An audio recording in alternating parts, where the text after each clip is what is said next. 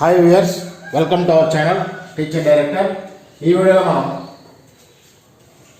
Last క్లాస్లో 6వ తరగతికి సంబంధించి రెండో పాఠమైనటువంటి పూర్ణాంకాలు అనే పాఠంలో మనం పూర్ణాంకాల యొక్క ధర్మాలు అనే అంశాన్ని మనం చర్చించాం. ఇప్పుడు ఈ వీడియోలో పూర్ణాంకాల యొక్క ధర్మాల్లో తర్వాత ధర్మం అయినటువంటి సహచర ధర్మం. ఆల్రెడీ మనం పూర్ణాంకాలు సంకలనం దృష్ట్యా సమృద్ధ ధర్మాన్ని, సంకలనం దృష్ట్యా స్థిత్యంతర ధర్మాన్ని, అదేవిధంగా పూర్ణాంకాలు గుణకారం దృష్ట్యా సమృద్ధ ధర్మాన్ని, గుణకారం దృష్ట్యా స్థిత్యంతర ధర్మాన్ని పాటిస్తాయి అని మనం నేర్చుకున్నాం. ఈ వీడియోలో మనం తర్వాత ధర్మమైనటువంటి సహచర ధర్మం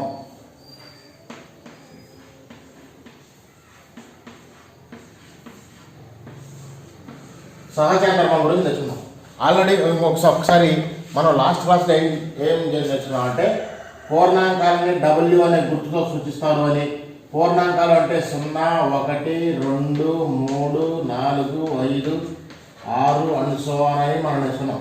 అతి చిన్న పూర్ణాంకం 0, అతిపెద్ద పూర్ణాంకాన్ని మనం చెప్పలేము అని కూడా నేర్చుకున్నాం. అయితే ఈ వీడియోలో సహచర ధర్మం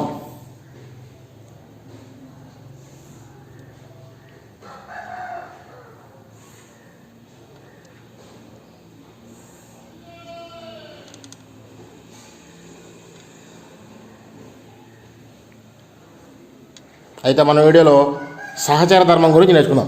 సహచర ధర్మం అంటే ఏం లేదండి, వాళ్ళు ఏమంటారంటే ఏవైనా నీకు ఇష్టం వచ్చిన 3 మూలకాలు తీసుకోవాలి. ఏవైనా మనకు ఇష్టం వచ్చిన 3 మూలకాలు అంటే 3 సంఖ్యలు. ఆ 3 సంఖ్యలు కూడా ఎక్కడ ఉండాలి? పూర్ణాంకాల్లో ఉండాలి. ఆ 3 సంఖ్యలు మనం తీసుకున్నాం. ఫర్ ఎగ్జాంపుల్ 1, 2, 3 తీసుకుంటున్నానండి. ఈ మూడింటిని కూడదాం అంటే 1 + 2 + 3 ఎట్లా కూడాలి? ఈ రెండింటిని ఒకసారి కూడాలి. ఈ రెండింటితో వచ్చి కలపగా వచ్చిన దాన్ని 3తో కూడాలి. అప్పుడు ఎంత అవుతుంది? 1 + 2 అంటే 3.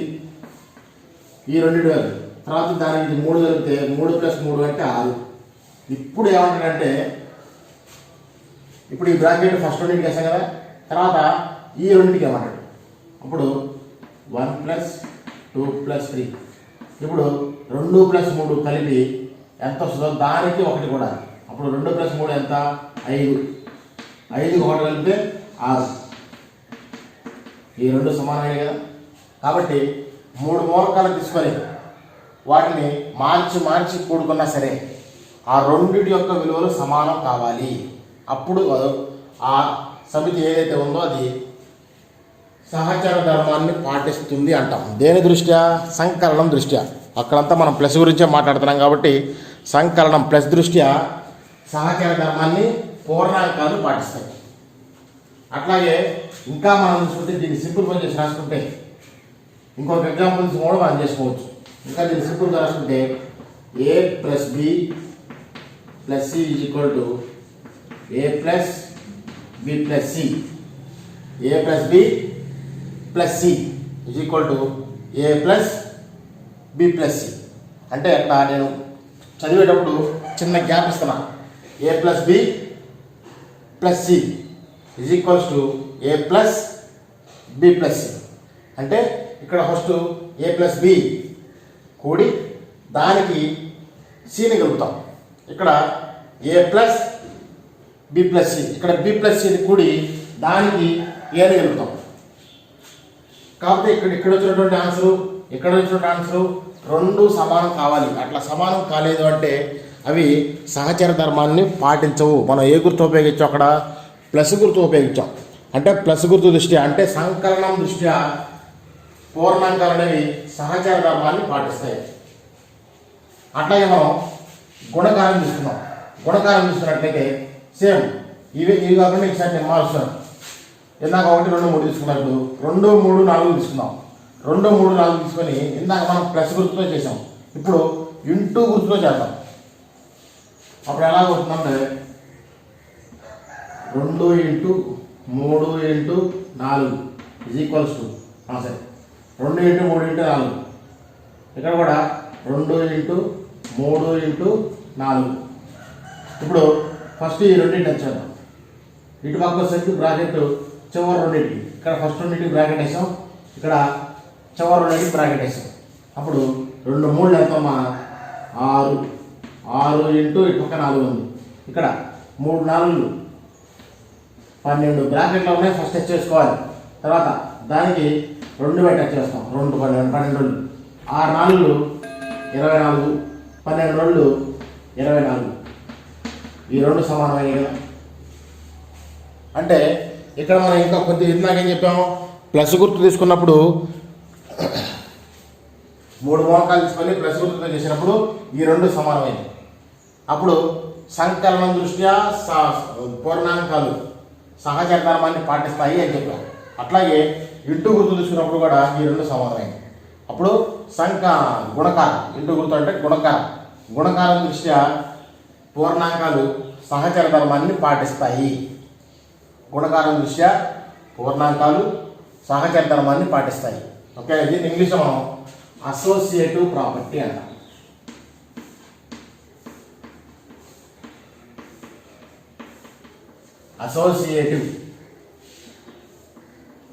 అసోసియేటివ్ ప్రాపర్టీ అంటాం. ఓకేనా? దీన్ని ఇంకా మనం సింప్లిఫై చేసి రాసుకుంటే A into B into C equals to A into B into C. దీన్ని మనం చదివేటప్పుడు ఎట్లా చదువుకోవాలంటే కొంచెం గ్యాప్ చదువుకోవాలి. ఇక్కడ A ఇంటూ B అంటే first AB నచ్చేయాలి. A into B into C అంటే AB నచ్చేసి దానికి Cతో ఎక్స్ట్రాగా యాడ్ చేయాలి. Next A into B into C అంటే ఇక్కడ B ఇంటూ Cని ముందుగా చేసి దాన్ని ఫలితం వచ్చినటువంటి సంఖ్యని Aతో యాడ్ చేయాలి. అప్పుడు ఆ 2 సమానం అయితే కాబట్టి 2 సమానమైనవి కాబట్టి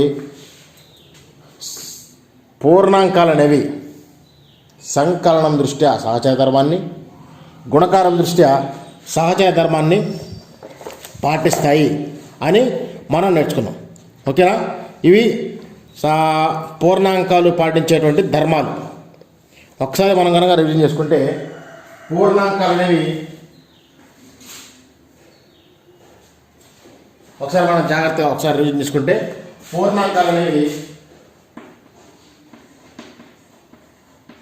సంకలనం దృష్ట్యా,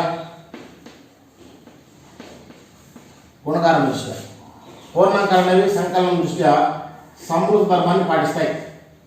సంకలనం దృష్ట్యా స్థిత్యంతర ధర్మాన్ని పాటిస్తాయి. సంకలనం దృష్ట్యా సహచర ధర్మాన్ని పాటిస్తాయి. ఇవి పూర్ణాంకాలు.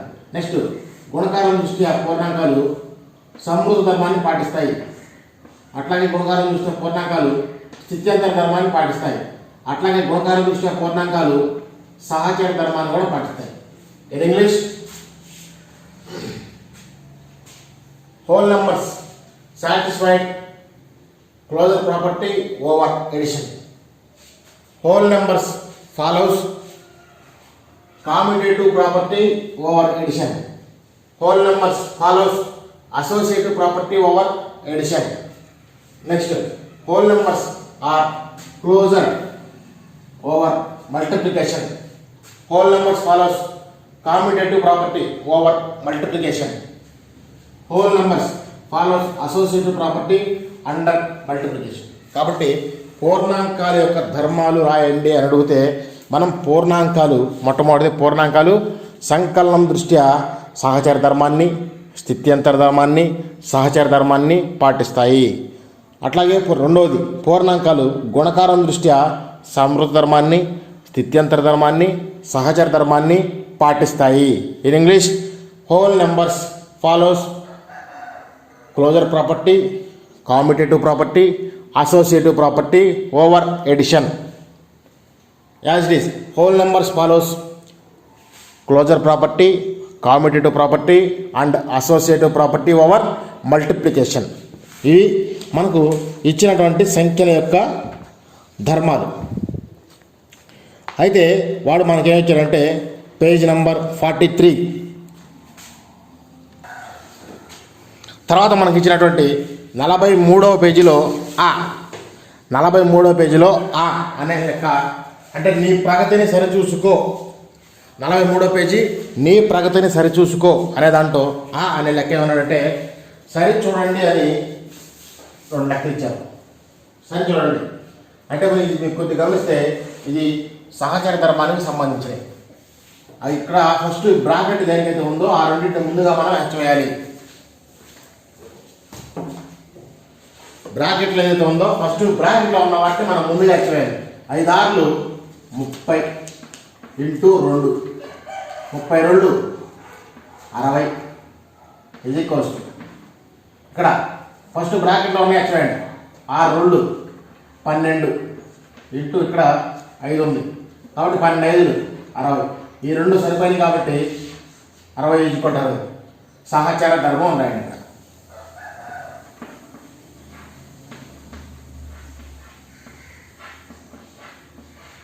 సహచార ధర్మం సేమ్ ఇక్కడ కూడా ఫస్ట్ బ్రాకెట్లో ఉన్న వాటిని ముందు మనం హెచ్చవేయాలి. 3 ఏళ్ళు 21 ఇంటూ ఇక్కడ 5 ఉంది 5. నెక్స్ట్ బ్రాకెట్లో ఉన్న ముందు హెచ్చవేయండి. 7 5 35 7 35 ఇంటూ ఇక్కడ 3 ఉంది 21 ఇంటూ 5 హెచ్చవేసుకుంటే 21ని 5 పెట్టి హెచ్చవేస్తే 5 1 5 5 2 10 అంటే 105. ఇక్కడ 35ని మనం 3 పెట్టి హెచ్చవేస్తే 3 5 15 3 3 9 10 105. కాబట్టి ఈ 2 సమానమైనవి కాబట్టి ఇది కూడా సహచర ధర్మం. ఓకేనా? ఈ విధంగా మనం వాడు ఇచ్చినప్పుడు మనం దాన్ని సరిచూడటం జరుగుతుంది. తర్వాత ఉదాహరణ 1 పేజ్ నెంబర్ 43 43వ పేజీలోనే ఇంగ్లీష్ మీడియం వాళ్ళు 42వ పేజీలో ఎగ్జాంపుల్ 1 ఉదాహరణ 1 వాడు ఏం చూడంటే 196 ప్లస్ 57 ప్లస్ 4 కనుగొనండి అన్నాడు. 196 ప్లస్ 57 ప్లస్ 4 దాని విలువని మనం కనుగొనాలి. ఇట్లా 3 అంకెలు మనకి ప్లస్లో ఇచ్చినప్పుడు కూడండి కనుగొనండి అని ఇచ్చినప్పుడు మనం డైరెక్ట్గా కూడి ఆన్సర్ వేసుకోకూడదు. ఈ మూడింటిని కూడా ఆన్సర్ ఇవ్వకూడదు. వాడు ఇచ్చినటువంటి పూర్ణాంకాలు కాబట్టి వాటి ధర్మాల ప్రకారం మనం చూసుకోవాలి. అవి సహచర ధర్మమా, స్థిత్యంతర ధర్మమా, లేదా సమృద్ధ ధర్మమా, వాటిని బట్టి మనం ఆన్సర్ చేసుకోవాలి. అకార్డింగ్ టు ఇవి పూర్ణాంకాలు కాబట్టి పూర్ణాంకాలు సంకలనం ప్లస్ దృష్ట్యా సంకలనం దృష్ట్యా స్థిత్యంతర ధర్మాన్ని పాటిస్తాయి కాబట్టి దీన్ని ఎట్లా రాసుకోవచ్చు? 196 ప్లస్ 57 ప్లస్ 4 ఈ రెండింటికి బ్రాకెట్స్ ఉంది. అంటే ఈ మూడింటిని మనం ఎటుకున్నా సరే ఒకే ఆన్సర్ వస్తుంది. కాబట్టి ఇక్కడ మనం స్థిత్యంతర ధర్మాన్ని పాటిస్తుంది. స్థిత్యంతరం. నెక్స్ట్ ఇప్పుడు సహచార ధర్మం ప్రకారం చేసుకుంటే సహచార ధర్మం ప్రకారం బ్రాకెట్లో ఉన్న రెండింటిని కూడుకోండి. 54 ప్లస్ 4 58. ఇటుపక్క 196 ఉంది. 196కి 58 కూడితే 196 58 6 8 14 9 6 15. ఓకేనా? 1 1 2 254. కాబట్టి ఇది సహచార ధర్మం ప్రకారం మనం లెక్క చేసాం. ఈ విధంగా మనం దాంట్లో లెక్క చేయడం ఉదాహరణ 1 చేయడం జరుగుతుంది.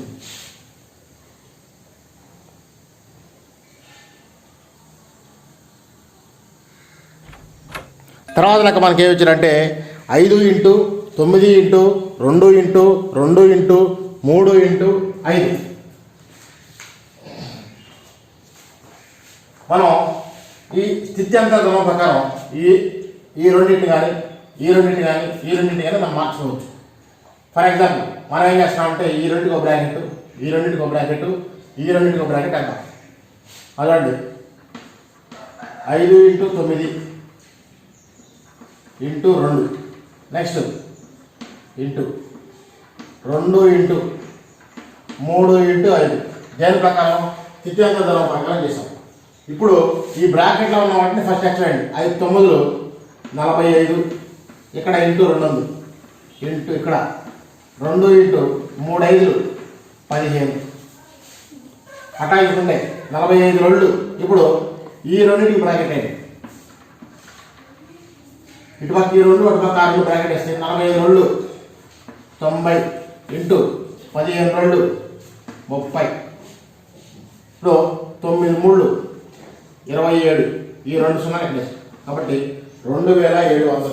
కాబట్టి దీంట్లో మనం సహచర ధర్మాన్ని ఉపయోగించాం, స్థిత్యంతర ధర్మాన్ని ఉపయోగించాం, అట్లాగే సంవృత ధర్మాన్ని కూడా మనం ఉపయోగించాల. సహచర ధర్మాన్ని స్థిత్యంతర ధర్మాన్ని మాత్రమే మనం ఉపయోగించడం జరిగింది. తర్వాత మనకి అభ్యాసం 2.2లో క్రింది విధంగా తగిన విధంగా స్థానాలు మార్చుకొని, అభ్యాసం 2.2 పేజీ నెంబర్ 47లో తగిన విధంగా స్థానాలు మార్చుకొని మొత్తాన్ని కనుగొనమన్నాడు. ఫస్ట్ది వాడు ఏమిచ్చాడంటే 238 ప్లస్ 695 ప్లస్ 162. తగిన విధంగా స్థానాలు మార్చుకోవాలి. మన స్థానాలు మార్చుకోవాల్సిన అవసరం కూడా లేదు. కాబట్టి 3 సంఖ్యలు ఇచ్చారు కాబట్టి ఫస్ట్ ఈ రెండింటిని కూడుకుంటాం, తర్వాత వచ్చిన దానికి దీన్ని పడతాం. అంటే సహచర ధర్మాన్ని మనం ఇండైరెక్ట్గా ఉపయోగిస్తున్నట్టు. అంటే దీన్ని మనం రాసుకుంటే 238 ప్లస్ 695 ప్లస్ 162. ఈ రెండింటికి బ్రాకెట్ వేసుకుంటే ఫస్ట్ ఈ రెండింటికి కొడదాం, వచ్చిన దానికి దీన్ని కొడదాం. అప్పుడు ఎంత అవుతుంది? 238 695. ఈ రెండింటి మనం కూడుకుంటే 8 5 13, 9 10 10 3 13, మళ్ళా అది 8 1 9 933 వచ్చింది. ఈ బ్రాకెట్లో ఉన్న వాల్యూ 933 ప్లస్ 162. ఈ 933కి 162 కూడితే, ఈ 933 162 కూడితే 3 2 5 3 6 9 9 1 10. కాబట్టి దీని ఆన్సర్ వచ్చి 1095, 1095. కాబట్టి ఇక్కడ మనం ఉపయోగించింది సహచర ధర్మాన్ని ఉపయోగించాం. తగిన విధంగా స్థానాలు మార్చుకొని అంటే అవి ఎటు మార్చుకున్నా సరే సహచర ధర్మాన్ని మనం ఉపయోగించి లెక్క చేయడం జరిగింది. నెక్స్ట్ రెండవ లెక్క ఏమిచ్చారంటే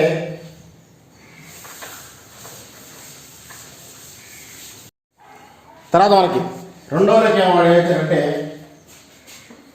154 plus 197 plus 46 plus 203. 154 plus 97 plus 46 plus 203. దీన్ని మనం జాగ్రత్త చూసుకుంటే ఫస్ట్ ఈ రెండింటిని కూడండి, తర్వాత ఈ రెండింటిని కూడండి. అంటే స్థిత్యంతర ధర్మం ప్రకారం 154 ప్లస్ 197 ఆ రెండింటిని కూడదాం, ప్లస్ ఇటుపక్క 46 ప్లస్ 203 ఈ రెండింటిని కూడదాం. ఫస్ట్ ఈ రెండింటిని కూడితే 154 197 7 4 11 9 1 10 10 1 5 15 1 2 3. కాబట్టి ఇది 351 ప్లస్ ఈ తర్వాత ఈ రెండింటిని కూడితే 46 203 కూడితే 6 3 9 4 ప్లస్ 0 4 ఇక్కడ 2 249. ఇప్పుడు ఈ రెండింటిని మనం కూడినప్పుడు 351 249 9 1 10 10 6. దేర్ఫోర్ ఇది మనకి 600గా వచ్చింది. ఇక్కడ మనం ఉపయోగించింది సహచర ధర్మం. సహచర ధర్మాన్ని ఉపయోగించి మనం లెక్క చేయడం జరిగింది. తర్వాత అభ్యాసం 2.2లోనే పేజీ నెంబర్ 47లోనే రెండవ రకంలో లెక్కలు తగిన విధంగా స్థానాలు మార్చుకొని లబ్ధాన్ని కనుగొనండి అన్నాడు. లబ్ధం ఇందాకేమో కూడమన్నాడు, ఇప్పుడు లబ్ధాన్ని కనుగొన్నాం. ఏమి ఇచ్చాడు? 25 ఇంటూ 1963 ఇంటూ 4. తగిన విధంగా స్థానాలు మార్చుకొని 3 సంఖ్యలు ఇచ్చాడు కాబట్టి స్థానాలు మార్చుకొని మనం లెక్క చేస్తే ఫస్ట్ ఈ రెండింటి లెక్క చేద్దాం. చూడండి, 25 ఇంటూ 1963 ఇంటూ 4 ఈ రెండింటి బ్రాకెట్ వేసి ఫస్ట్ ఆ రెండింటి టచ్ వేస్తే ఫస్ట్ ఈ రెండింటి మనం టచ్ చేసుకుంటే అత్యాత ప్రకారం 1963ని 25 పెట్టి మనం టచ్ వేస్తే 5 3 15 ఒకటి క్యారీ 5 6 30 ఒకటి 3 ఉంటుంది. Next 5 9 5 9 45 45 plus 3 48 4 carry. Next 5 1 5 5 plus 4 9. Next 2 3 6 2 6 12 1 carry. 2 9 18 18 plus 1 19 1 carry. 2 1 2 2 plus 1 3. Therefore we have the answer 5 7 10 19 and 4. This is 49075 into 4. మళ్ళా దీన్ని 4 పెట్టచ్చు. Again we multiply with the number 4.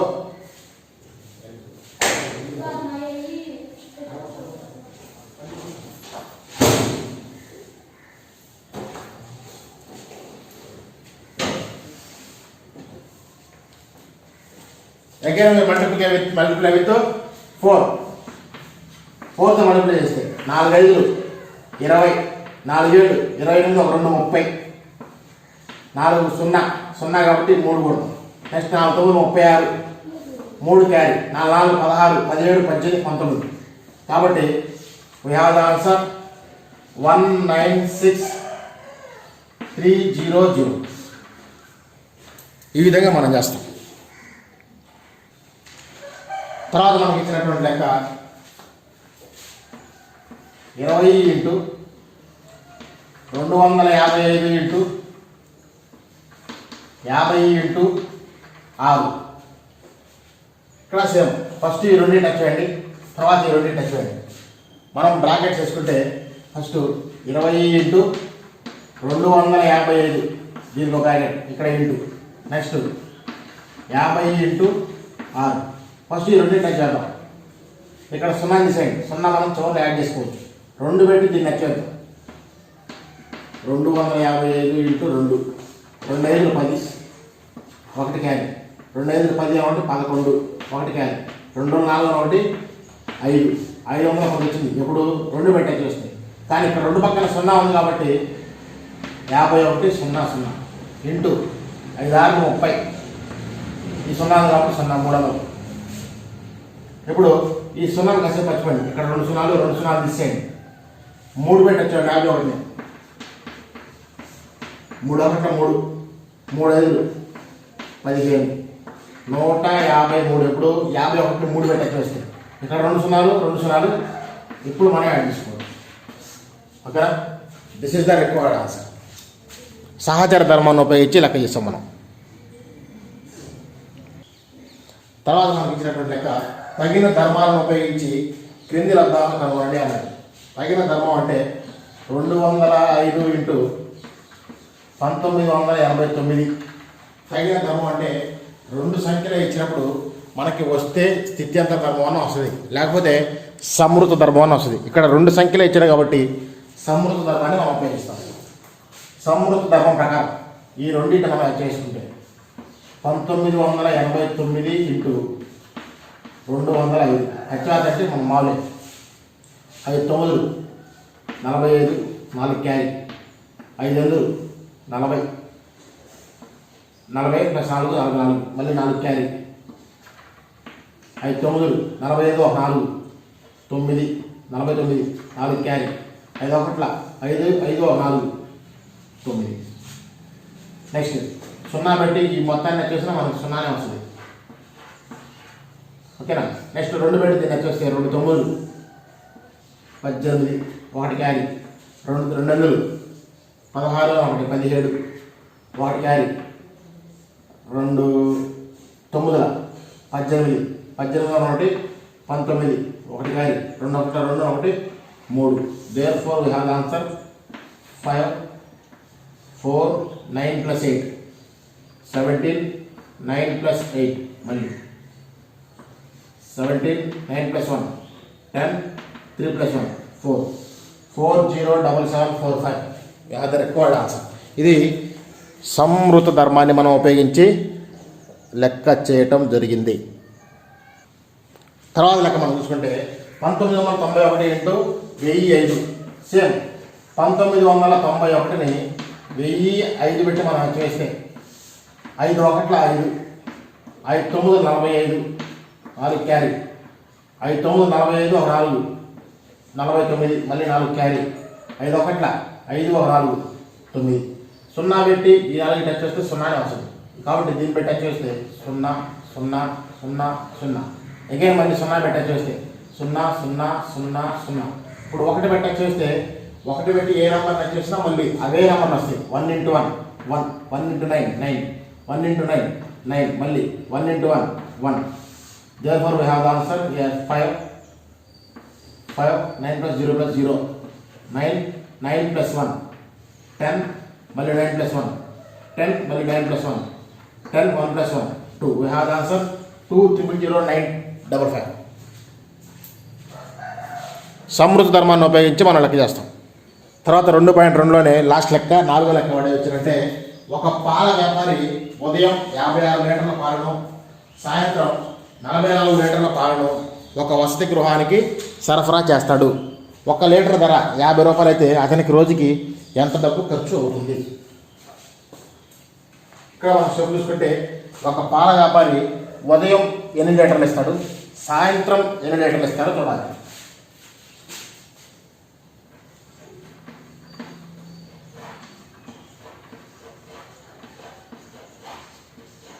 ఒక పాల వ్యాపారి ఉదయం 8 లీటర్ల పాలు ఇస్తాడు, సాయంత్రం ఒక పాల వ్యాపారి ఉదయం ఇచ్చే పాలు 8 లీటర్లు 56 లీటర్లు. ఒక పాల వ్యాపారి ఉదయం ఇచ్చే పాలు 56 లీటర్లు. అట్లాగే ఒక పాల వ్యాపారి మళ్ళీ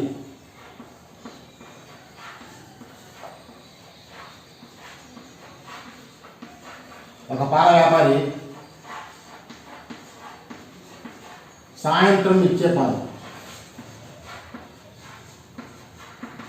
44 లీటర్లు. అంటే ఒక పాల వ్యాపారి ఉదయం పూట 56 లీటర్లు, సాయంత్రం పూట 44 లీటర్లు ఇస్తున్నాడు. అంటే ఒక హాస్టల్కి సప్లై చేస్తున్నాడు. అట్లా సప్లై చేసినప్పుడు అతను రోజు మొత్తం మీద ఉదయం సాయంత్రం రోజు మొత్తం మీద వాడు ఇచ్చే మొత్తం లీటర్లు ఏంటంటే ఈ రెండింటి కూడుకోవడమే. కాబట్టి పాల వ్యాపారి ఇచ్చే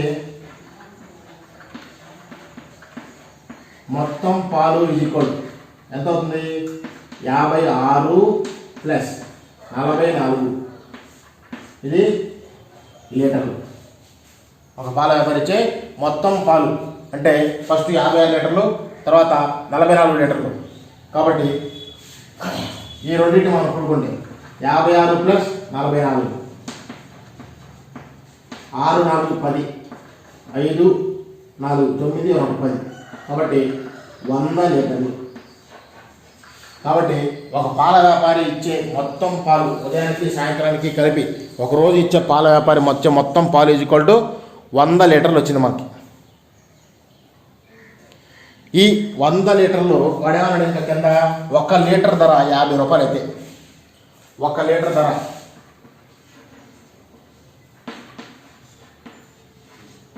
1 లీటర్ పాల ధర ఈక్వల్ టు 50 రూపాయలు. అయితే మరి 100 లీటర్లు ఇస్తే వాడికి ఇంకా ఎన్ని డబ్బులు అవుతాయి? 1 లీటర్ 50 రూపాయలకు అమ్మితే 100 లీటర్లు అయితే ఎన్ని డబ్బులు? ఇంకా మీకు ఎగ్జాంపుల్ కావాలంటే ఒక పెన్ను ధర 2 రూపాయలు అయితే 10 పెన్నుల ధర 20 రూపాయలు. అంటే ఆ రెండింటి నచ్చేస్తాం. అంటే అట్లాగే 1 లీటర్ ధర 50 లీటర్లు అయితే 50 రూపాయలు అయితే 100 లీటర్ల ధర ఈక్వల్ అంటే 100 పెట్టి దీన్ని నచ్చవేము. 100 లీటర్ల పాల ధర ఈక్వల్ 100 into 50 ఈక్వల్ టు ఈ సున్నాలు కాసేపు మర్చిపోయండి. 5 into 1, 5 ఒకట్ల 5, ఈ 3 సున్నాలు వస్తుంది.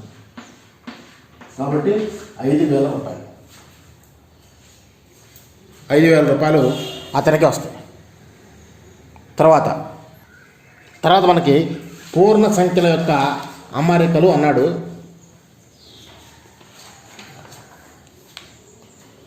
పూర్ణ సంఖ్యల యొక్క అమరికలు. ఫర్ ఎగ్జాంపుల్ 1 అనే నెంబర్ని మనం ఇట్లా చూపించాం చుక్కదారు.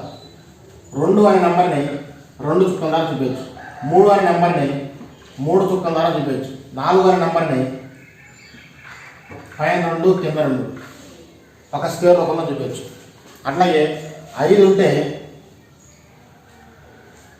అట్లాగే 9 అనే నెంబర్ని 3 అడ్డు వరుసలు 3 నిలువు వరుసలుగా చూపించచ్చు. అంటే ఇది 9 అంటే 3 3 9, 4 అంటే 2 2 4, 2 వరుసలు 2 ఉన్నాయి. దీన్ని 2 × 2 అని, దీన్ని 3 × 3 అని మనం రాసుకోవచ్చు.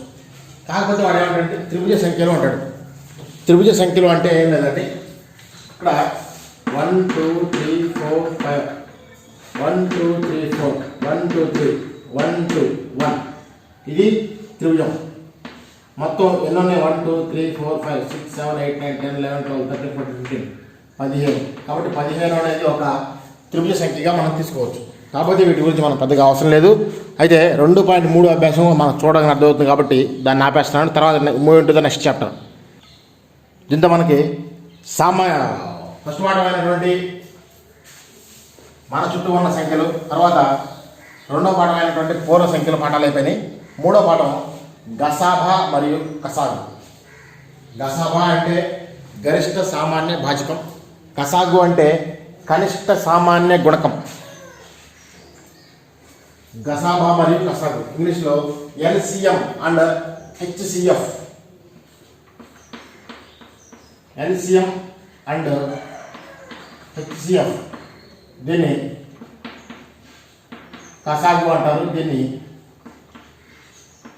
గసాభా అంటారు. కసాగు అంటే కనిష్ట సామాన్య గుణకం, గసాభా అంటే గరిష్ట సామాన్య భాజకం, ఎల్సిఎం అంటే లోయెస్ట్ కామన్ మల్టిపుల్, హెచ్సిఎఫ్ అంటే హైయెస్ట్ కామన్ ఫ్యాక్టర్. దీనిగా మనం చూసుకుంటే before going to this topic మనకి భాజనీయత సూత్రాలు మనకు తెలియాలి. భాజనీయత సూత్రాలు, ఒక సంఖ్యని చూడగానే అది రెండో ఎక్కంతో భాగించవచ్చా, లేదా సెకండ్ టేబుల్తో భాగించవచ్చా, లేదా థర్డ్, లేదా 4th 5th 6th 7th 8th 9th 10th 11th ఏ టేబుల్తో ఆ నెంబర్ పోతుంది అనేది మనకు తెలియాలి అని అంటే భాజనీయత సూత్రాలు మనకు తెలియాలి. అందులో మొట్టమొదటి సంఖ్య భాజనీయత సూత్రం, 2 సంఖ్య యొక్క భాజనీయత సూత్రం. ఒక సంఖ్య రెండో ఎక్కంతో పోవాలి అంటే, 2తో భాగించబడాలి అంటే, ఒక సంఖ్య 2తో భాగించబడాలి అంటే ఆ సంఖ్య యొక్క ఒకట్ల స్థానం, మనకి ఒకట్లో 10, 100, 1000 అని ఉన్నాయి. ఆ సంఖ్య యొక్క ఒకట్ల స్థానంలో 0 కానీ 2 కానీ 4 కానీ 6 కానీ 8 కానీ ఉండాలి. ఒక సంఖ్య అనేది 2చే భాగించబడాలి అంటే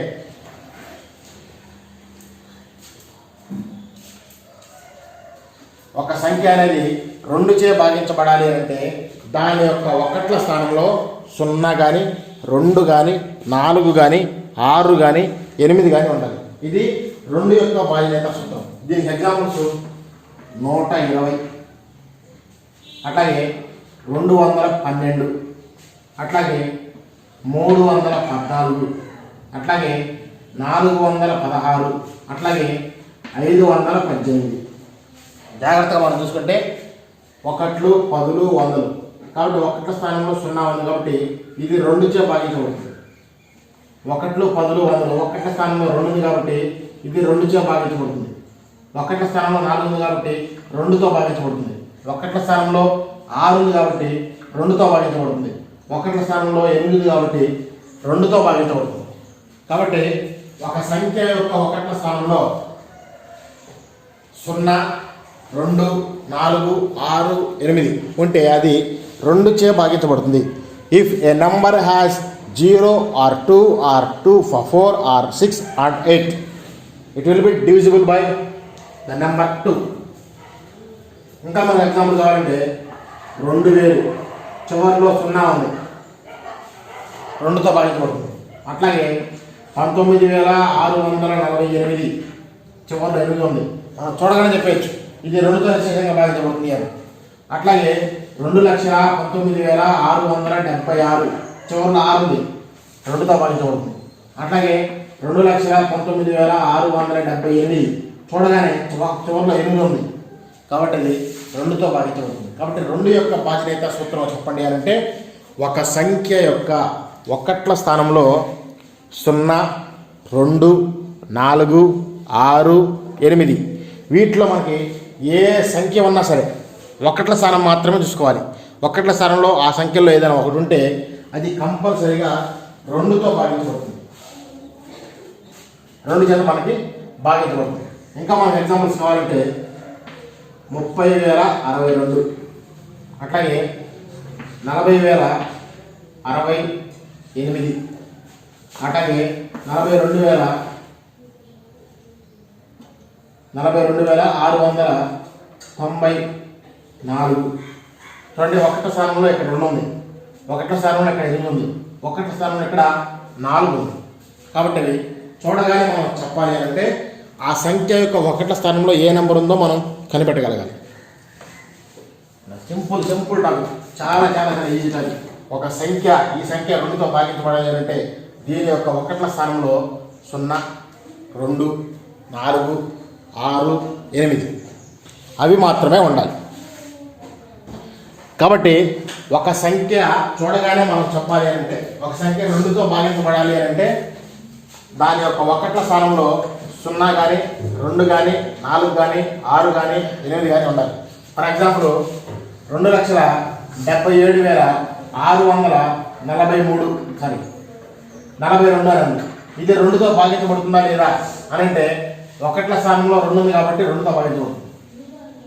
అట్లాగే దీని ప్లస్ 2,77,648 ఒకట్ల స్థానంలో 8 ఉంది కాబట్టి 2తో భాగించబడుతుంది. కాబట్టి ఒక సంఖ్య యొక్క ఒకట్ల స్థానంలో 0 కానీ 2 కానీ 4 కానీ 6 కానీ 8 కానీ ఉంటే ఆ సంఖ్యలన్నీ 2తో భాగించబడుతుంది. అది 2 యొక్క బాధ్యత సూత్రం. తర్వాత 3 యొక్క బాధ్యత సూత్రం.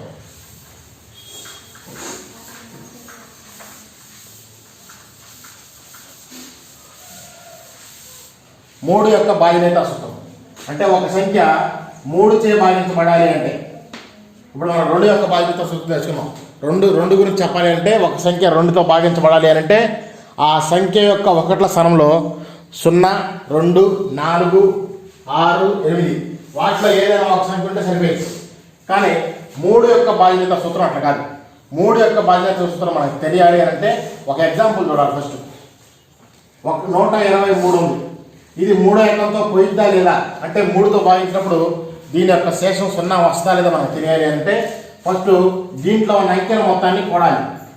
1 + 2 3, 3 + 3 6, 6 అనేది 3 ఎక్కడ వస్తుంది కదా, 3 2 6 కాబట్టి 123 అనేది 3తో భాగించబడింది. అట్లాగే 225 చూడండి 2 2 4 4 5 9 9 అనేది 3తో భాగించబడుతుంది. 3 3 9 కాబట్టి ఈ సంఖ్య 3తో భాగించబడుతుంది. అట్లాగే 453 4 + 5 9 9 + 3 12 3 4 12 12 అనేది 3తో భాగించబడుతుంది. కాబట్టి 3 యొక్క బాధ్యత సూత్రం అది. అంటే మనం చెప్పాలనుకుంటే ఒక సంఖ్యలోని అంకెల మొత్తం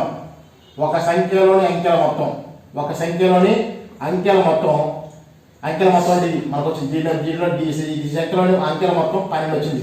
ఇది కనుక 3తో భాగించబడితే ఆ మొత్తం సంఖ్య 3తో భాగించబడుతుంది. కాబట్టి ఒక సంఖ్యలోని అంకెల మొత్తం 3తో భాగించబడాలి.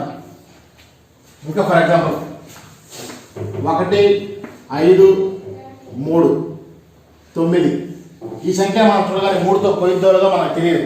3 పెట్టి వచ్చేసి 3 పెట్టి భాగాన్ని చేసి శేషం 0 వస్తేనేమో 3తో భాగించబడుతుంది అంటాం.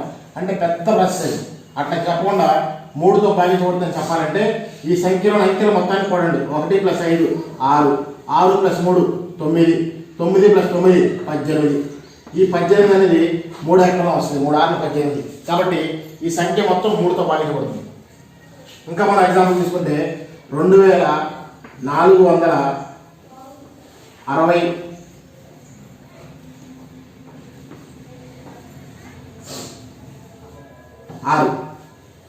2466 చూడగానే ఎటువంటి 1వ స్థానంలో 6 ఉంది కాబట్టి 2తో భాగించబడుతుంది. కానీ 3తో భాగించబడుతుందా లేదని మన డౌట్. ఫస్ట్ చూడండి, 2 + 4 6, 6 + 6 12, 12 + 6 18. 18 అనేది 3 ఎకరం మధ్య 3 6 18. కాబట్టి ఒక సంఖ్యలోని అంకెల మొత్తం 3తో భాగించబడితే, ఒక సంఖ్యలోని అంకెల మొత్తం 3తో భాగించబడితే ఈ సంఖ్య మొత్తం 3తో భాగించబడుతుంది. కాబట్టి ఒక సంఖ్యలోని అంకెల మొత్తం 3తో భాగించబడితే అది మొత్తం 3తో భాగించబడుతుంది. ఫర్ ఎగ్జాంపుల్ ఇంకా 123 1 2 3 4 5 6 7 8 9 ఈ సంఖ్య 3తో భాగించబడుతుంది లేదా మనం చెప్పవచ్చు. ఎట్లా అంటే 1 + 2 3, 3 + 3 6, 6 + 4 10, 10 + 5 15, 15 + 6 21, 21 + 7 28, 28 + 8 36, 36 + 9 45. 45 అనేది 3 ఎకరంలో పోయింది. కారణం చూసుకోండి, 3 చేసాం 3 5 15. కాబట్టి 3 15 45. కాబట్టి ఈ సంఖ్య మొత్తం 3తో భాగించబడుతుంది. 1 10 100 1000 10,000 లక్ష 10 లక్షలు కోటి 10 కోట్లు. కాబట్టి 12,34,56,789 ఆ సంఖ్య మొత్తం 3తో నిశ్శేషంగా భాగించబడుతుంది. కాబట్టి దీన్ని 3తో భాగించినప్పుడు శేషం 0నే అవసరం మనకి. కాబట్టి ఒక సంఖ్యలోని అంకెల మొత్తం 3తో భాగించబడితే ఆ సంఖ్య 3తో భాగించబడుతుంది. కాబట్టి ఒక సంఖ్యలోని అంకెల మొత్తం 3తో భాగించబడాలి. ఇంకా మన ఎగ్జాంపుల్ కావాలంటే 54 45 54 45 6. ఇది పెద్ద సంఖ్య, మనం చూడగానే చెప్పలేము. దాన్ని 3తో భాగించి చివరిలో శేషం 7 దాకా వస్తుంది బాగా. అట్లా చేయకుండా ఉండాలి అంటే మనం ఫస్ట్ అంకెల మొత్తాన్ని చూడండి. ఇది 3కు సంబంధించి, ఇది 3 ఎకరం వరకే, 3 యొక్క భాజన సూత్రం మాత్రమే, మళ్ళీ 2కు కాదు. 2 అనుకో, 2 యొక్క భాజన సూత్రం అయితే చూడగానే చెప్పవచ్చు. 2 యొక్క భాజన సూత్రం ఏం చెప్పాను, ఒక సంఖ్య యొక్క 1ల స్థానంలో 0 కానీ 2 కానీ 4 కానీ 6 కానీ 8 కానీ ఉంటే, అంటే 0 2 4 6 8 వీటిలో 1ల స్థానంలో ఇవి ఒక్క స్థానం చూసుకుంటాం. దీంట్లో కనుక ఈ నెంబర్లలో ఏదో ఒకటి ఉంటే అది 2తో భాగించబడుతుంది. కానీ 3 యొక్క భాజన సూత్రం ఏం చెప్తుంది, ఒక సంఖ్యలోని అంకెల మొత్తం, ఒక సంఖ్యలోని పెద్ద సంఖ్య, దీంట్లో అంకెల మొత్తాన్ని కూడాలి. 5 + 4 9, ఓకేనా. 4 + 5 9, 5 + 4 9, 4 + 5 9, 1 2 3 4 4 9 36, 36 + 6 42. 42 అనేది 3 ఎకరంలో పోయింది. 42 అనేది 3 ఎకరంలో పోయింది. కాబట్టి ఈ సంఖ్య మొత్తం 3తో భాగించబడుతుంది. కాబట్టి 3 యొక్క భాజన సూత్రం ఇండైరెక్ట్గా ఏం చెప్తున్నాడంటే, ఒక సంఖ్యలోని అంకెల మొత్తం 3తో భాగించబడితే అది 3తో నిశ్శేషంగా భాగించబడుతుంది ఆ సంఖ్య. అది 3 గురించి.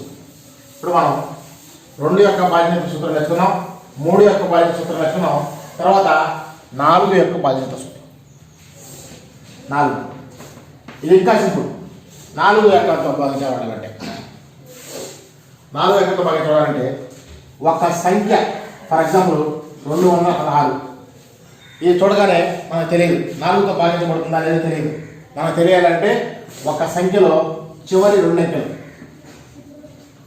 ఒక సంఖ్యలో చివరి 2 అంకెలతో ఏర్పడిన సంఖ్య 16. ఈ 16 అనేది 4 ఎకరంలో పోయింది.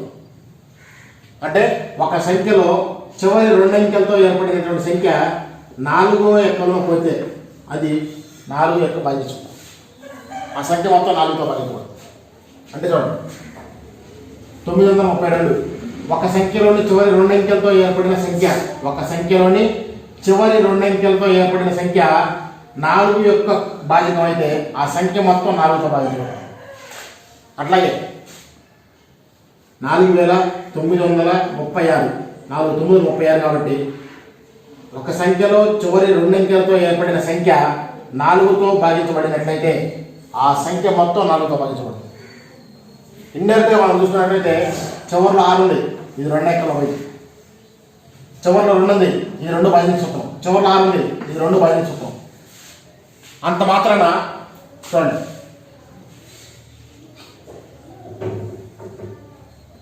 రెండు 218 ఇక్కడ చివరిలో 6 ఉంది, 2 భాగించే సూత్రం, అది 4లో పోయింది. చివరిలో 2 ఉంది, ఇది 2 భాగించే సూత్రం, కానీ ఈ సంఖ్య 4తో భాగించబడుతుంది. చివరిలో 6 ఉంది, ఇది 2 భాగించే సూత్రం, కానీ ఈ సంఖ్య 4తో భాగించబడుతుంది. అంత మాత్రాన 2తో భాగించబడే ప్రతి సంఖ్య 4తో భాగించబడుతుందా? చెప్పలేము. కావాలంటే సంఖ్య 218, చివరిలో 8 ఉంది కాబట్టి 2తో భాగించబడుతుంది. కానీ చివరి 2 అంకెలతో ఏర్పడిన సంఖ్య 4తో భాగించబడుతుందా? 18 4తో భాగించబడుతుందా? భాగించబడదు. కాబట్టి ఈ సంఖ్య 4తో భాగించబడదు. కాబట్టి 2 భాగించే సూత్రం వేరు, 4 యొక్క భాగించే సూత్రం 2 వేరు. కాబట్టి 2తో భాగించబడే ప్రతి సంఖ్య 4తో భాగించబడాలని రూల్ ఏమీ లేదు. కానీ 4తో భాగించబడే ప్రతి సంఖ్య 2తో భాగించబడుతుంది. క్లారిటీ అర్థం చేసుకోండి.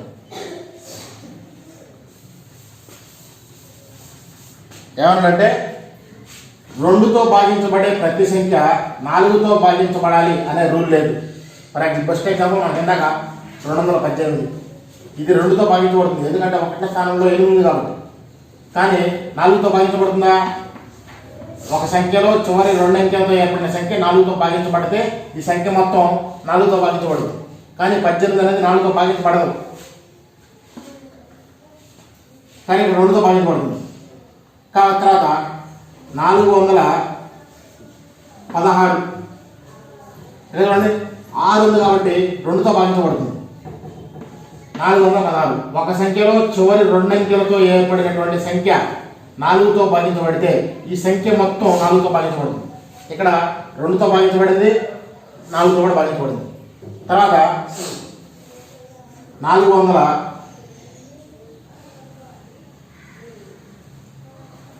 408 లేదా 406 చివరిలో 6 ఉంది, 6 ఉంది కాబట్టి 2తో భాగించబడింది. అట్లా ఇక్కడ 406 ఒక సంఖ్యలో చివరి 2 అంకెలతో ఏర్పడినటువంటి సంఖ్య 4తో భాగించబడితే ఆ సంఖ్య మొత్తం 4తో భాగించబడుతుంది. ఇది 6 అనేది 4తో రాదుగా, కాబట్టి జాగ్రత్త గుర్తుపెట్టుకుంటే 2తో భాగించబడే ప్రతి సంఖ్య 4తో భాగించబడవు. 4తో భాగించబడచ్చు, భాగించకపోవచ్చు.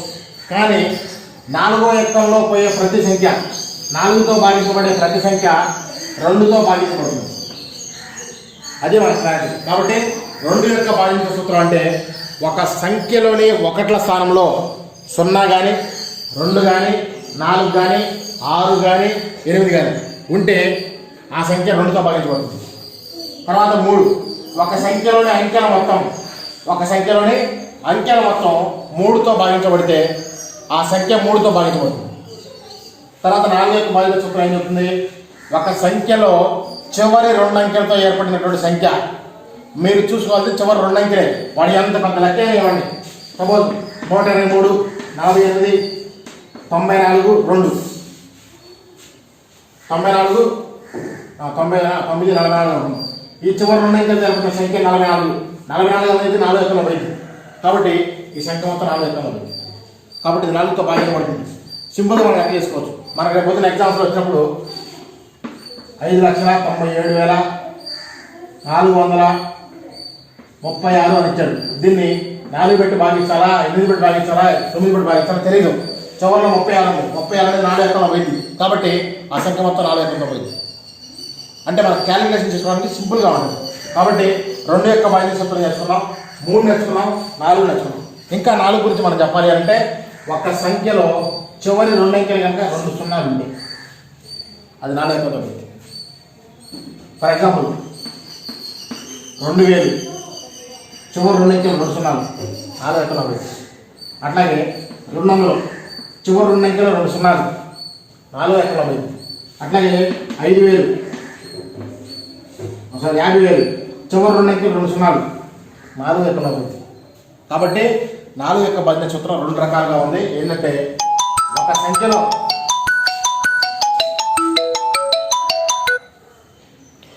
ఒక సంఖ్యలో చివరి 2 అంకెలు కనుక 2 సున్నాలైనా, ఒక సంఖ్యలో చివరి 2 అంకెలు 2 సున్నాలైనా, లేదా ఒక సంఖ్యలో చివరి 2 అంకెలతో ఏర్పడినటువంటి సంఖ్య 4తో భాగించబడ్డా ఆ సంఖ్య మొత్తం దేంతో భాగించబడుతుంది? 4తో భాగించబడుతుంది. అది 4 యొక్క బాధ్యత సూత్రం. తర్వాత 5 అనే బాధ్యత సూత్రం simple, very very very simple.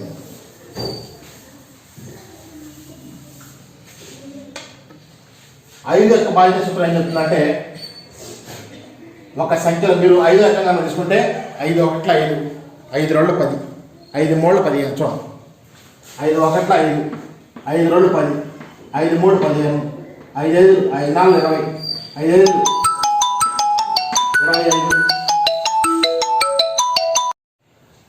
5 25, 5 5 25, 5 6 30, 5 7 35. మీరు జాగ్రత్తగా చూస్తే 1 స్థానంలో 5 కానీ 0 కానీ, 5 కానీ 0 కానీ, 5 కానీ 0 కానీ, 5 కానీ 5 4 0 కానీ వస్తుంది. కాబట్టి 1 స్థానంలో 5 కానీ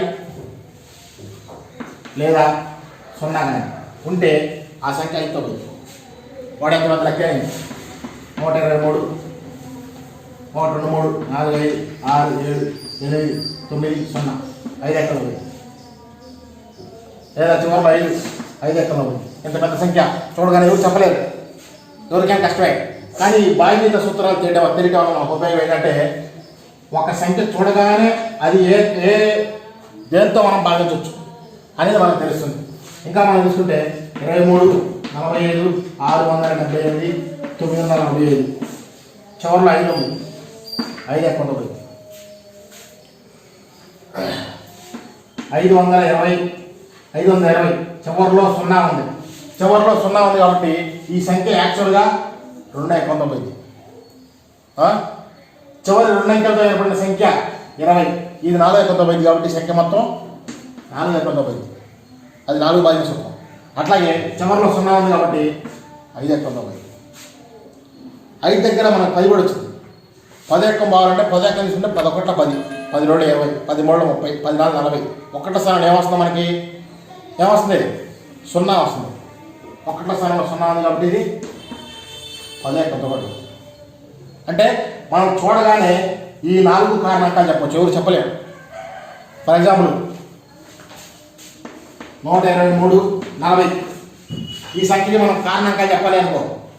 ఈ సంఖ్య ఏ ఎక్కాల్లో వస్తుంది, ఏ టేబుల్స్లో వస్తుంది అంటే బాధ్యత సూత్రం తెలిస్తే చివరిలో 0 ఉంది కాబట్టి 2 ఎక్కడం వచ్చింది. ఓకేనా? అట్లాగే చివరిలో 40, చివరి 2 అంకెలతో ఏర్పడిన సంఖ్య 40, 40 అనేది 4 ఎక్కడం వచ్చింది. 4 10 40 కాబట్టి 4 అనేది ఒక కారణాంకం. అట్లాగే చివరిలో 0 ఉంది కాబట్టి 5 ఒక కారణాంకం. చివరిలో 0 ఉంది కాబట్టి 10 ఒక కారణాంకం. అట్లా చెప్పచ్చు. ఎవరు చెప్పలే. ఈ బాధ్యత సూత్రాలు తెలియడం ఉపయోగం ఏంటంటే, మనకి ఒక సంఖ్య చూడగానే ఒక సంఖ్యతో కారణాంకాలు ఎట్లా చేయాలి, ఓకేనా? దానికి కారణాంకాలు ఎట్లా కలపాలి. మన కాంపిటేటివ్ ఎగ్జామ్లో 10th క్లాస్లో సమితి సంఖ్యలో వస్తాయి ఎక్కువ. చూడండి, ఫర్ ఎగ్జాంపుల్ 9,72,465 చివరిలో 5 ఉంటే అది కంపల్సరీగా 5తో ఉంటుంది. చివరిలో కనుక 5 ఉంటే అది కేవలం 5 ఎక్కలో మాత్రమే వస్తుంది. లేదా ఈ మొత్తం చూడండి, 9 7 ఎంత 16, 16గా 16 2 18, 18 4 22, 22 6, 22 6 28, 28 ఒక 5 33, 33 అనేది 3 ఎక్కల 10గా 10 కదా, 3 14 33. కాబట్టి ఇది 3 ఎక్కలతో పోతుంది. చివరిలో 5 ఉంది కాబట్టి 5 ఎక్కలతో పోతుంది. అది మనకు బాధ్యత సూత్రాలు చేయడం వల్ల ఉపయోగం. కాబట్టి 2 యొక్క బాధ్యత సూత్రం ఏంటంటే, ఒక సంఖ్య యొక్క 1 స్థానంలో 0, 2, 4, 6, 8 వీటిలో ఏ సంఖ్య ఉన్నా అది 2 ఎక్కలతో పోతుంది. 2 యొక్క బాధ్యత సూత్రం 2గా భాగించబడుతుంది. అదే 3 బాధ్యత సూత్రం, ఒక సంఖ్యలోని అంకెల మొత్తం 3తో భాగించబడితే ఆ సంఖ్య మొత్తం కూడా, ఒక సంఖ్యలోని అంకెల మొత్తం 3తో భాగించబడితే ఆ సంఖ్య మొత్తం 3తో భాగించబడుతుంది. అదే 4 అనుకోండి, ఒక సంఖ్యలో చివరి 2 అంకెలు 2 సున్నాలు కానీ, ఒక సంఖ్యలో చివరి 2 అంకెలతో ఏర్పడిన సంఖ్య 4తో భాగించబడితే ఆ సంఖ్య మొత్తం 4తో భాగించబడుతుంది. ఓకేనా? తర్వాత 5, ఒక సంఖ్యలను 1వ స్థానంలో 0 కానీ 5 కానీ ఉంటే ఆ సంఖ్య 5తో భాగించబడుతుంది. అట్లాగే 10 గురించి మనం ప్రత్యేకంగా చెప్పాల్సిన అవసరం లేదు. 10, ఒక సంఖ్యలో 1వ స్థానంలో కనుక 0 ఉంటే అదే 10తో భాగించబడుతుంది. ఫర్ ఎగ్జాంపుల్ చూడమ్మా, 25,000 దీనికి కారణాంకాలు మనకు తెలియదు, ఏ ఎక్కాల్లో పోతుందో మనకు తెలియదు, చూడగానే చెప్పలేము. భాగారం చేసి శేషం 0 వస్తే 2 పోతుంది, భాగారం చేసి శేషం 0 వస్తే 4 పోతుంది అని చెప్పగలం. కానీ చూడగానే ఎట్లా చెప్తాం? 1వ స్థానంలో 0 ఉంది కాబట్టి 2 ఎక్కడం పోయింది, 1వ స్థానంలో 0 ఉంది కాబట్టి 5 ఎక్కడం పోయింది, 1వ స్థానంలో 0 ఉంది కాబట్టి 10 ఎక్కడం, చివరి 2 అంకెలు 2 సున్నాలు కాబట్టి 4 ఎక్కడం పోయింది. చూడండి, చూడగానే మనకి 4 అంకెలు వచ్చింది, అంతేనా? ఇది దేనివల్ల? బాధ్యత సూత్రం తెలుసుకోవడం వల్ల. కాబట్టి 2 బాధ్యత సూత్రం, 3, 4, 5, 10 గురించి తెలుసుకుందాం. ఇప్పుడు 6,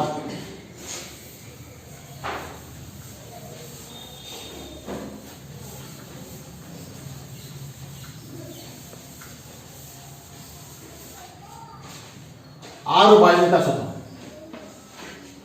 ఒకసారి మీకు 2 బాధ్యత సూత్రంలో ఒక చిన్న ఎగ్జాంపుల్ ఉంది. ఫర్ ఎగ్జాంపుల్ అడిసానంటే లెక్కల ఎగ్జాంపుల్ ఎట్టిస్తానంటే మా కాలేజీ తెలుసు, 2 యొక్క బాధ్యత సూత్రం ప్రకారం ఒక సంఖ్య 2తో భాగించబడాలంటే దాని 1వ స్థానంలో 0, 2, 4, 6, 8 వీటిలో ఏదైనా ఒకటి ఉండాలి. మనకి 54A అని ఇచ్చాడు. ఆ ఏ ప్లేస్లో ఏ అనేది 1వ స్థానంలో ఉంది, ఆ ఏ ప్లేస్లో ఎంత ఉందో మనకు తెలియదు. 54A అని ఇచ్చాడు. ఇప్పుడు ఈ సంఖ్య 2తో భాగించబడాలి అంటే ఏకి సాధ్యమయ్యే విలువలు ఎన్ని అంటాడు. ఏకి సాధ్యమయ్యే విలువలు ఎన్ని? ఏలో మనం 0 పెట్టుకున్నా 2తో భాగించబడుతుంది, 2 పెట్టుకున్నా 5తో భాగించబడుతుంది, 4 పెట్టుకున్నా 2తో భాగించబడుతుంది, 6 పెట్టుకున్నా 2తో భాగించబడుతుంది, 8 పెట్టుకున్నా 2తో భాగించబడుతుంది. కాబట్టి ఏకి సాధ్యమయ్యే విలువలు ఎన్ని అంటే 5. 1, 2, 3, 4, 5. ఓకేనా? అట్లా అడుగుతాడు మన ఎగ్జామ్.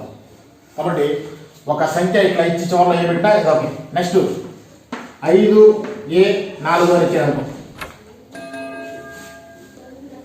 5A4 ఇది 2తో భాగించబడాలి అని అంటే ఏకి సాధ్యమయ్యే విలువలు ఏంటి అంటారు.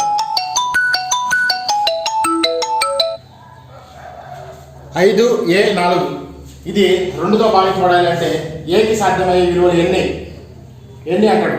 మనకు కావాల్సింది 2తో భాగించబడాలి అంటే 0, 2, 4, 6, 8 1వ స్థానంలో మాత్రమే. 10వ స్థానంతో మనకు సంబంధం లేదు. 10వ స్థానంలో ఏ సంఖ్యను పెట్టుకోవాలి. 1వ స్థానంలో వీటిలో ఏదైనా సంఖ్య ఉంటే 2తో భాగించబడుతుంది. కాబట్టి ఇది 2తో భాగించబడింది. కానీ వాడు ఏమంటాడు మనకి ఏకి సాధ్యమయ్యే విలువలన్నీ. ఏలో మనం ఏ విలువ పెట్టుకోవచ్చు అంటే 0 పెట్టుకోవచ్చు, 1 పెట్టుకోవచ్చు, 2 పెట్టుకోవచ్చు, 3, 4, 5, 6, 7, 8, 9 అంటే 10 విలువలు పెట్టుకోవచ్చు. మనకు కావాల్సింది 1వ స్థానం గురించే. 2తో భాగించబడాలంటే 1వ స్థానం ఆల్రెడీ సెట్ అయిపోయింది. ఇది ఇక్కడ మనకి ఏదంటే మనకి ఇబ్బంది ఏముంది, అంతే కదా? కాబట్టి ఇట్లా ఇచ్చడం మనం జాగ్రత్త. తర్వాత ఒక 3 అంకెల సంఖ్య,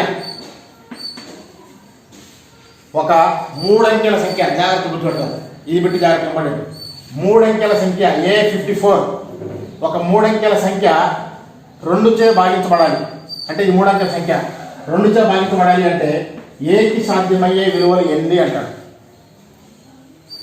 3 అంకెల సంఖ్య 2చే భాగించబడాలి అంటే ఏకి సాధ్యమయ్యే విలువలు ఎన్ని? ఇది 3 అంకెల సంఖ్య కావాలి అని అంటే ఇప్పుడు 2తో భాగించబడాలి అంటే 4 సరిపోయింది కదా. కానీ వాడు ఏమంటాడు దీని గురించి అడిగాడు. దీంతో మనకు అనవసరం, ఇది 2తో భాగించబడుతుంది. కానీ ఇక్కడ ఏ పెట్టుకోవచ్చు. వాడు ఏమంటాడు ఎన్ని అంకెల సంఖ్య అన్నాడు? 3 అంకెల సంఖ్య. 3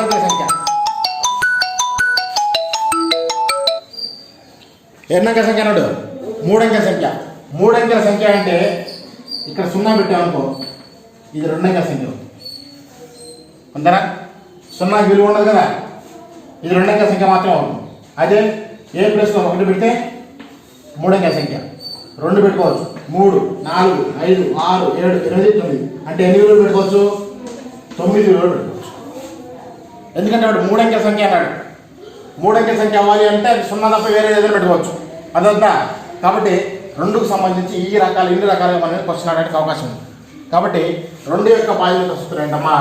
ఒక సంఖ్య యొక్క 1వ స్థానంలో 0, 2, 4, 6, 8 వీటిలో ఏ ఒక్క సంఖ్య ఉన్నా సరే అది 2తో భాగించబడుతుంది. 3 యొక్క భాజక సూత్రం అంటే ఒక సంఖ్యలోని అంకెల మొత్తం 3చే భాగించబడితే ఆ సంఖ్య 3తో భాగించబడుతుంది. 4 యొక్క భాజక సూత్రం ఏంటంటే ఒక సంఖ్యలో చివరి 2 అంకెలు 2 సున్నాలు కానీ లేదా ఒక సంఖ్యలో చివరి 2 అంకెలతో ఏర్పడినటువంటి సంఖ్య 4తో భాగించబడితే ఆ సంఖ్య మొత్తం 4 చేత భాగించబడుతుంది.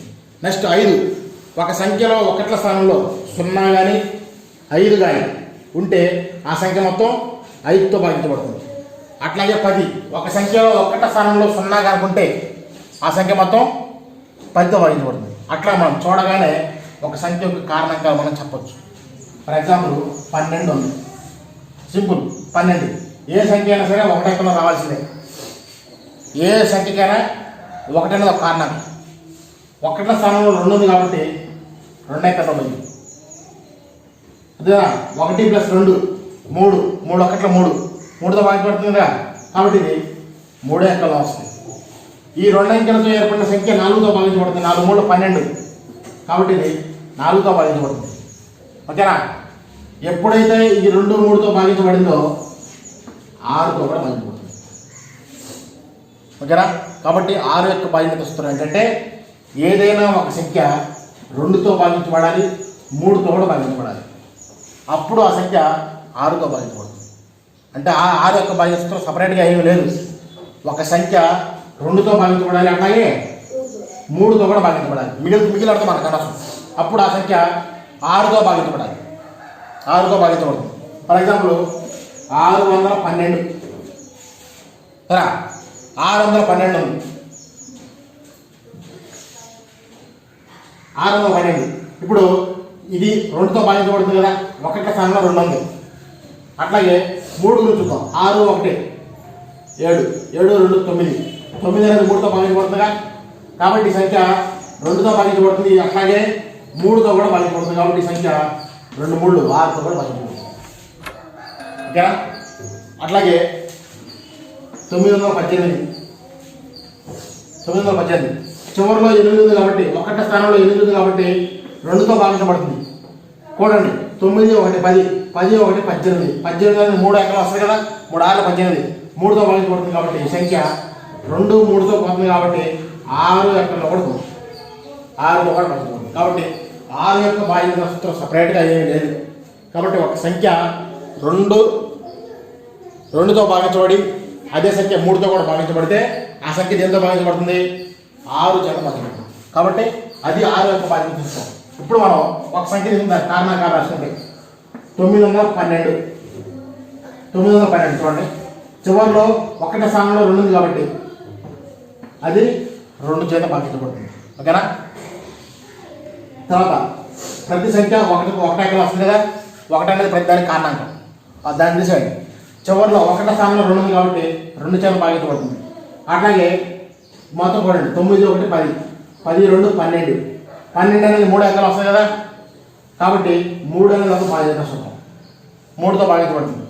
ఎప్పుడైతే 2 3తో భాగించబడిందో 6తో కూడా భాగించబడుతుంది. అంతేనా? ఒక సంఖ్యలో చివరి 2 అంకెలతో ఏర్పడినటువంటి సంఖ్య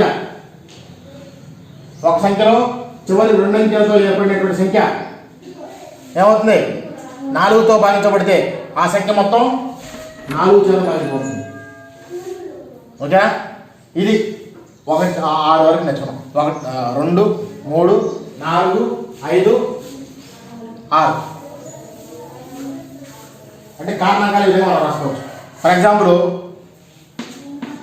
5400 ఉంది. 5400 ఏ సంఖ్యకైనా 1 ఒక కారణాంకం. ఓకేనా? తర్వాత ఒక సంఖ్యలో 1వ స్థానంలో 0 ఉంది కాబట్టి 2 అంకెల పోయింది. ఇప్పుడు కూడండి 5 + 4 9.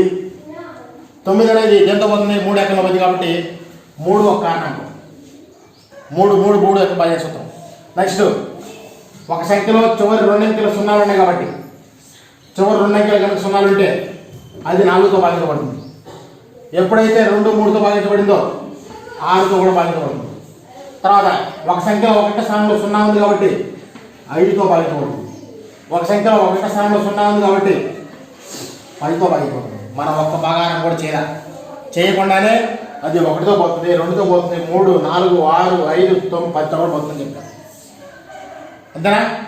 కాబట్టి ఈ విధంగా మనం భాగించుకున్నాం. నెక్స్ట్ వీడియోలో మనం 8 యొక్క భాజ్యత సూత్రం, 9 యొక్క భాజ్యత సూత్రం, 11 యొక్క భాజ్యత సూత్రం నేర్చుకున్నాం. ఈ వీడియోలో మనం నేర్చుకున్నవి 2 యొక్క భాజ్యత సూత్రాలు నేర్చుకున్నాం. 2 ఏం చదువుతుంది? 1 స్థానంలో 0 2 4 6 8 ఉంటే ఆ సంఖ్య 2తో భాగించబడుతుంది. 3 ఒక సంఖ్యలోని అంకెల మొత్తం 3తో భాగించబడితే ఆ సంఖ్య 3తో భాగించబడుతుంది. తర్వాత ఒక సంఖ్యలో చివరి 2 అంకెలు 2 సున్నాలు కానీ ఒక సంఖ్యలో చివరి 2 అంకెలతో ఏర్పడినటువంటి సంఖ్య 4తో భాగించబడితే ఆ సంఖ్య మొత్తం 4తో పోతుంది. నెక్స్ట్ ఒక సంఖ్యలో 1 స్థానంలో 0 లేదా 5 ఉంటే అది 5తో భాగించబడుతుంది.